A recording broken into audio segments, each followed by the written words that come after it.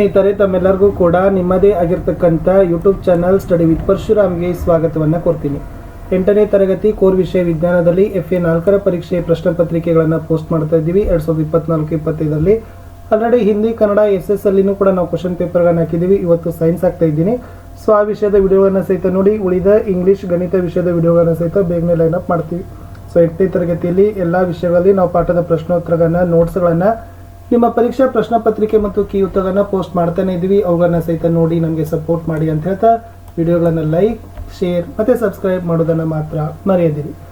ಮುಖ್ಯ ಪ್ರಶ್ನೆ 1, ಸರಿಯಾದ ಆಯ್ಕೆ ಆರಿಸಿ ಅದರ ಕ್ರಮಾಕ್ಷರದೊಂದಿಗೆ ಬರೀಬೇಕು. 2 ಪ್ರಶ್ನೆ, ತಲಾ ಒಂದಕ್ಕೆ 1 ಅಂಕ. 2 ಪ್ರಶ್ನೆ 2 ಅಂಕ. ಪ್ರಶ್ನೆ 1, ಉತ್ತಮ ವಿದ್ಯುತ್ ವಾಹಕ ಹೊಂದಿರುವ ಅಲೋಹ ಯಾವುದು ಅಂತ ಕೇಳಿದ್ರು.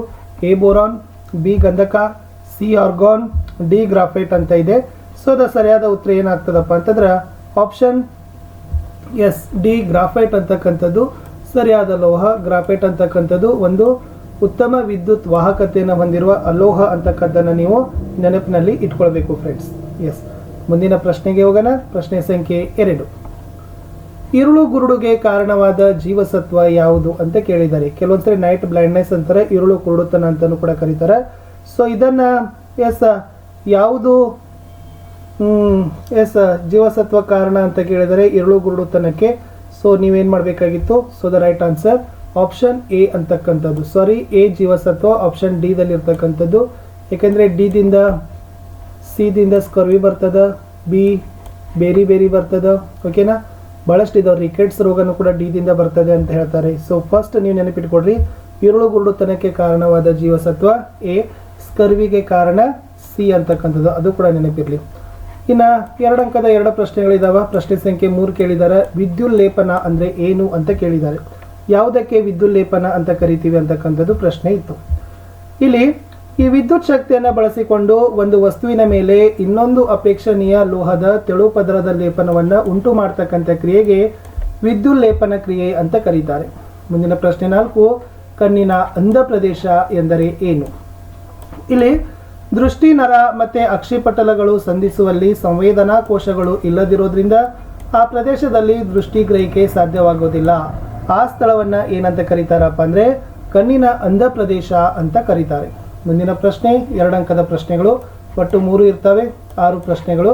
ಪ್ರಶ್ನೆ 5, ವಿದ್ಯುತ್ನ ರಾಸಾಯನಿಕ ಪರಿಣಾಮ ಅಂದರೆ ಏನು ಅಂತ ಕೇಳಿದ್ದಾರೆ.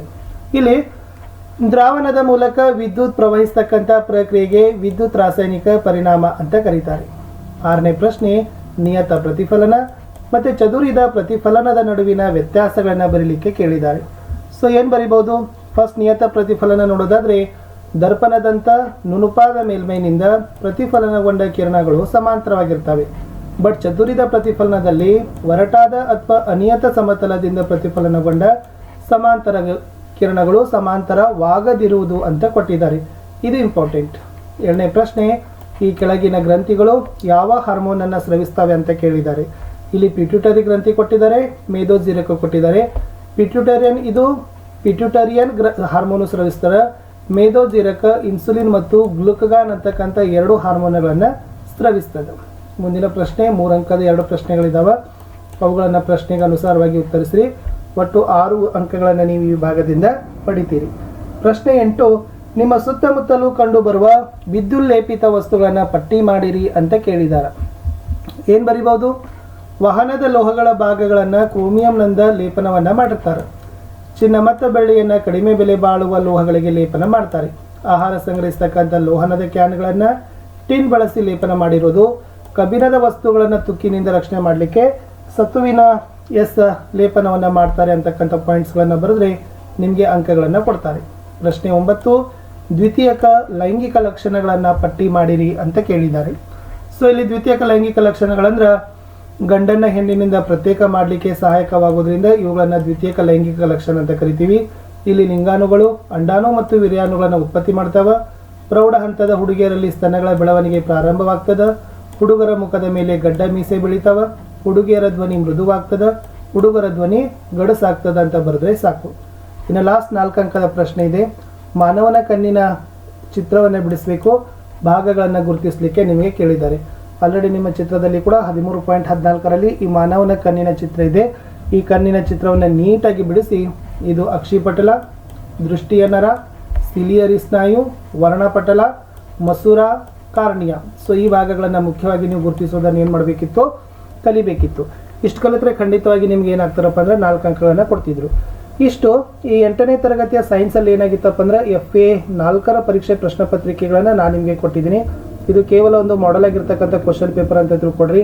ಯಾಕಂದ್ರೆ ಸುಮಾರಾಗಿರ್ತಕ್ಕಂಥ ಇನ್ನೂಗಳು ಕೂಡ ನೀವೇನು ಮಾಡಬೇಕು, ಪಾಠದಲ್ಲಿರ್ತಕ್ಕಂಥ ಎಲ್ಲ ಕಂಟೆಂಟನ್ನು ಓದ್ಕೊಳ್ಬೇಕು. ಆ ಓದಿದ ಮೇಲೆ ನಿಮಗೆ ಇನ್ನೂ ಹೆಚ್ಚು ಬರ್ತವೆ. ಬಟ್ ಇಲ್ಲಿರ್ತಕ್ಕಂಥ ಪ್ರಶ್ನೆಗಳು ತುಂಬ ಮೋಸ್ಟ್ ಇಂಪಾರ್ಟೆಂಟ್ ಇತ್ತು.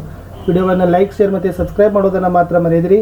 ವಾಟ್ಸಪ್ ಚಾನಲ್, ಟೆಲಿಗ್ರಾಮ್ ಗ್ರೂಪ್ ಅದ, ಅವುಗಳ ಲಿಂಕನ್ನು ಕೊಡ್ತೀನಿ, ಅವುಗಳಿಗೂ ಕೂಡ ಬಂದು ಜಾಯ್ನ್ ಆಗಿ ಅಂತ ಹೇಳ್ತಾ ನಾನು ಸಿಗ್ತೀನಿ ಹೊಸ ವಿಡಿಯೋದಲ್ಲಿ. ಅಂಟಿಲ್ ಟೇಕ್ ಕೇರ್, ಬಾಯ್.